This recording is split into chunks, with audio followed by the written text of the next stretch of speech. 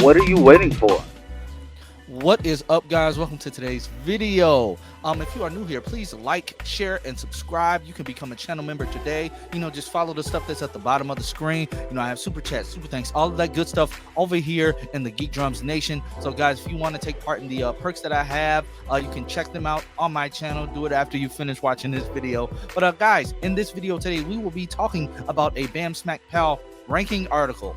I believe it is the 10 worst mistakes the Arrowverse made, ranked. It's by Michael Patterson. He posted it January 2nd and updated it on the 4th, which is actually today. So yeah, let's jump right into it. Let's check it out.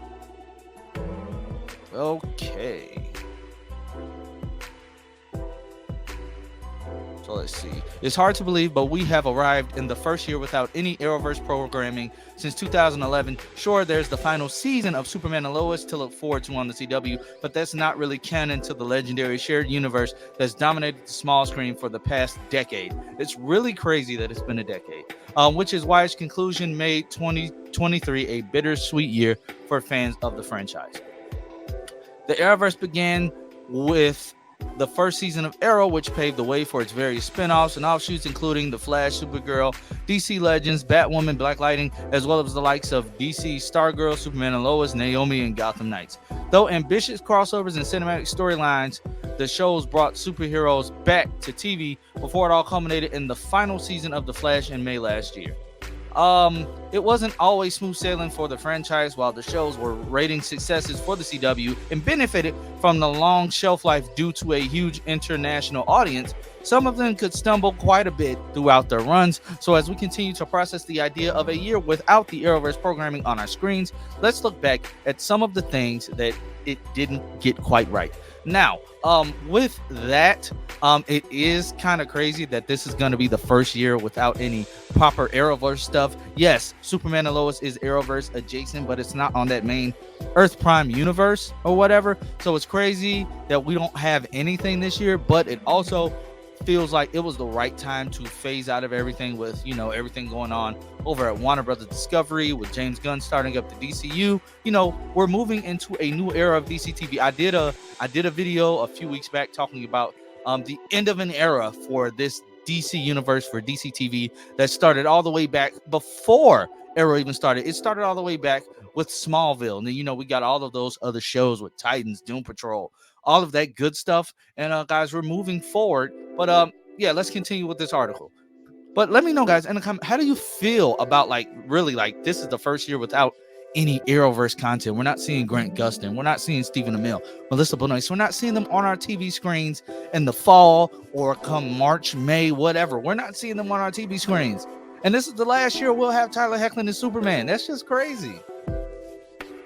Okay, let's see. Bringing Black Lightning and Supergirl to Earth Prime too late. Now, guys, I always hated that they kept Black Lightning so far distanced from the other superhero shows. Yes, it was meant to be a show on Fox. It was supposed to be a completely different continuity. But once they put it on the CW, it just felt right. It felt right. And of course, we know Supergirl interacted with the other heroes. That was cool. They could have had Barry traveling through the multiverse and ending up on whatever Earth that Black Lightning was on way before Crisis. And yes, they say it was way too late, but we all know what happened after the Crisis crossover. We were hit with a worldwide pandemic that shut everything down, so it's not their fault. I can't fault them on this, but I will fault them on not letting Black Lightning cross over before 2019. I will fault them on that. But let me see what he has to say. I cannot tell you how excited us Arrowverse fans were to see Black Lightning show up on Earth 1 in the Crisis on Infinite Earths crossover. But that would only be the beginning, as the crossover itself concluded with the show, which was initially envisioned as a non-Arrowverse show, joining its Arrowverse counterparts on the newly created Earth Prime. Similarly, the characters and setting of Supergirl, which had crossed over with The Flash multiple times before, was also now set on Earth Prime. The prospect of more interactions between all these shows was thrilling. However, the Arrowverse was never able to capitalize on it. Between the pandemic preventing any immediate crossovers to the subsequent endings or cancellations of shows within the shared universe, there wasn't enough time to realize the vision of what Earth Prime could accomplish. We had a Justice League ready for another major crossover, but it just wasn't to be. I guess he meant to be. These shows missed their opportunity to make this happen much earlier in their runs, and with such momentum and as awesome as the cameos from Black Lightning and Supergirl's Alex Danvers in the Flash Armageddon special were, it might have been best to keep the shows on different Earths instead of doing it this long into the game. I guess he means this far into the game, but I can agree and disagree on that. We didn't plan for a pandemic, and everybody's mindsets changed when the pandemic happened, so people wanted to move on. We all know what happened with Cress and Black Lightning, and Melissa, she became a mom, wanted to move on from that show as well, so can't fault nobody. I'm glad that that's at the very bottom of the list. So what's next? Not going forward with Green Arrow and the Canaries and Painkiller and the Wonder Girl spinoffs. Now, I'm not going to read what he has to say because I have my feelings on this.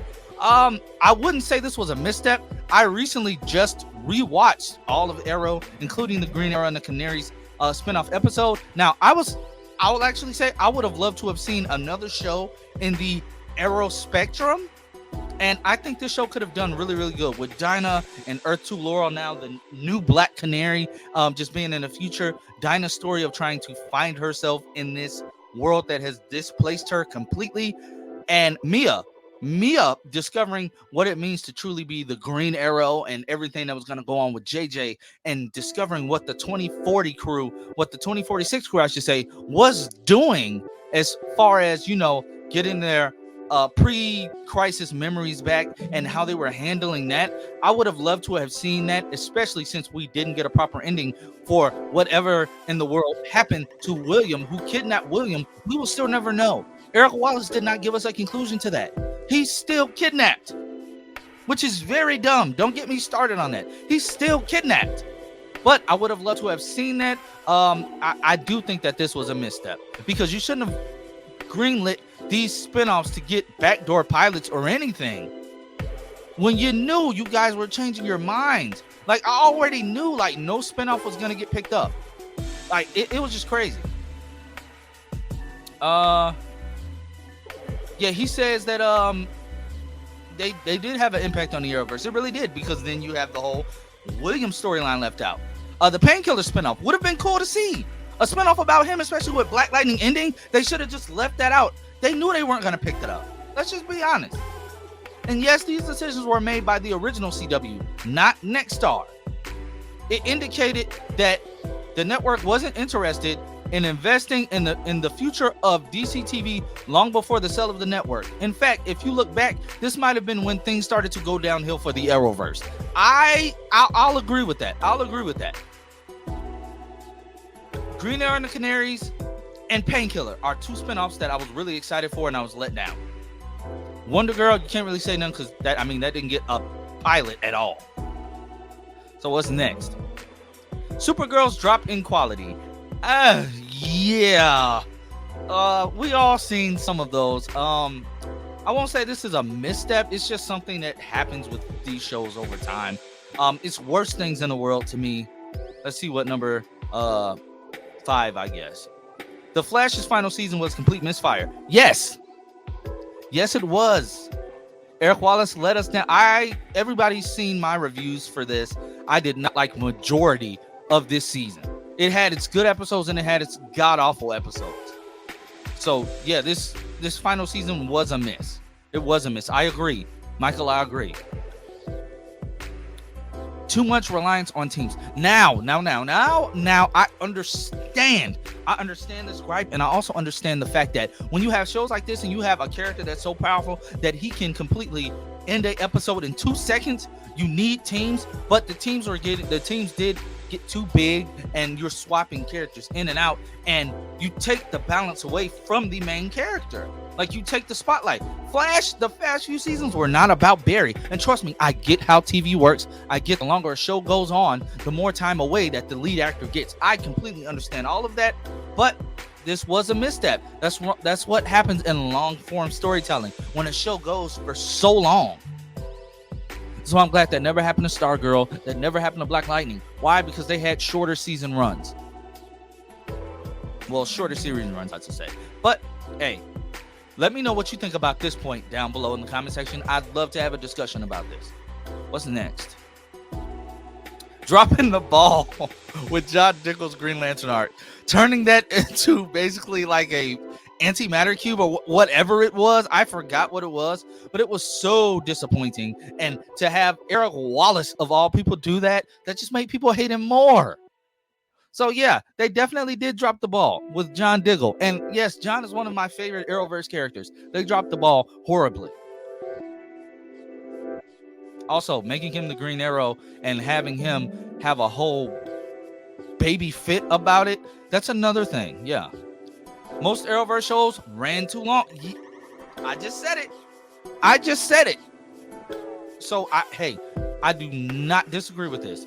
This isn't just an Arrowverse problem. It's been an ongoing issue with broadcast television for years. If something is successful, it will continue to go on and on, even to its own detriment. And as the nature of the DC TV shows allow for procedural element to them, Villain of the Week, that's exactly what happened. In doing so, most of them lost their way multiple times throughout their long runs. I can agree with that. As much as I love to see shows go, sometimes it's time to end it before it loses its steam, if I could say that. Olicity, I had no problem with him, so that's not a misstep. I had no problem with this. It's an Elseworlds thing. You don't need the people to end up with who they ended up with in the comics. It's Elseworld for a reason. And let's just face the fact, everybody in the Arrowverse has slept with each other. Let's just be honest. Everybody got around. So who cares about Olicity? What's next? The cancellations of Batwoman and Legends of Tomorrow. They did them so bogus. They did not give them any formal announcement or anything. They just put it on Twitter and allowed fans to spiral out of control. They did not give them a final season. Yes, Batwoman had a technical series finale. Legends should have ended it better than they did, but they still deserved a proper announcement. I hated the way this was handled. And yeah, I'll say, especially since everybody knows they favored Gotham Knights, which was a flop, over Batwoman getting a potential final season. And Javicia brought life back to that show. I don't care what you guys say. She brought life back to that show. So, yeah. And last, killing off the Black Canary on Green Arrow. Let me see what he has to say about this, because this didn't really bother me. It doesn't matter how much further we get from this, nor how much Arrow managed to improve itself after that ghastly fourth season. The sheer notion of a Green Arrow series killing off the Black Canary is laughable. Doing so when you have pointless original characters who drag the show down is just disrespectful to the source material. The grave mystery in season 4 was a complete failure. Forcing tension, I will say that whole thing was dumb from the jump. It was dumb from the jump. Forcing tension and stakes that should have been created naturally, so to ultimately have the payoff be killing the female lead of the show in the most underwhelming of ways. I would say at this point Felicity was a female lead, but we'll leave that at that. Just so that the villain could send a message to the men in her life was the nail in the coffin, no pun intended. Laurel Lance was one of Arrow's best developed characters.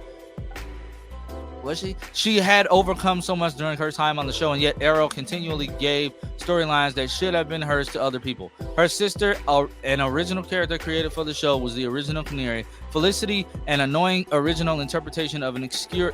You just hate Felicity, dude. Like, shut up.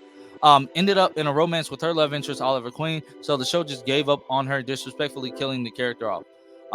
Wouldn't say it was disrespectful. It was meant to propel Quentin's character forward. But if you say so. The fact that the writers had to come up with a convoluted explanation to bring a new Canary before finally just bringing it wasn't convoluted. It's a lot of people that have little sonic cries, but whatever. To bring Katie Cassidy back as the Earth 2 version of Laurel says all you need to know about how unnecessary the storyline was. Season 4 was horrific. I mean, it wasn't horrific. It wasn't that bad, but it wasn't good. But you're just mad about Laurel. So yeah, you making this the top of your list is baffling to me because it's way worse things, dude. Way worse things. Yeah, you were good for a second there, then you went and became you. But guys, let me know down below what you think about this ranking. I agree, like you see, I agree with some of the things, but not all of them. I agree it was far worse things, and I will go into detail about that at a later date. But guys, like I said, please like this video, share it around, share it to your friends, your family. And like I said, if you want to become a Geek Drums channel member, you can do so. Yeah, Party Nation is back on Tuesday. We are back in full effect for the new year. So I'll see you guys then.